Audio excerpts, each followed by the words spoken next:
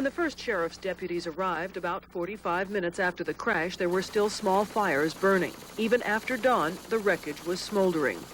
It was quite a bit of debris spread out over a pretty large area. The fuselage itself was fairly intact, and it was very apparent there were no survivors. Preliminary investigation indicates the plane was only seconds into the air from nearby Brown Field, climbing with speed approaching 220 miles an hour, when apparently the left wing hit this large outcropping of rock, probably sending the Hawker-Siddeley twin-engine jet into a simultaneous spin and cartwheel. It slammed into the mountainside and slid upward several hundred yards, leaving a trail of twisted metal, pieces coming to rest everywhere. With more than 46 members of the Sheriff's Reserve Search and Rescue Team assisting, searchers combed through the scattered wreckage.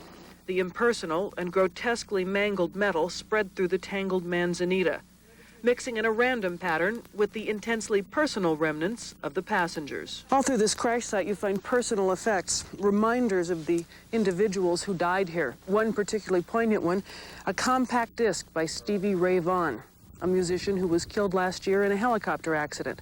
It features the song, A Long Way From Home. Broken band instruments testified that these had been musicians, but more intense was the evidence that they had been people. The grisly job of identifying victims falls to the medical examiner. It may take some time to confirm identities. We'd have to receive the information from the musical group themselves and find out who was actually on that plane and confirm as many identifications as we can through the bodies that we brought down.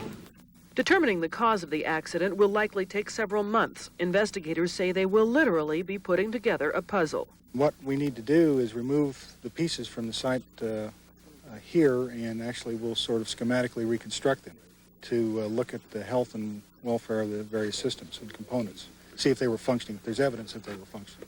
In the meantime, for Reba McEntyre and the band's followers, the grieving begins.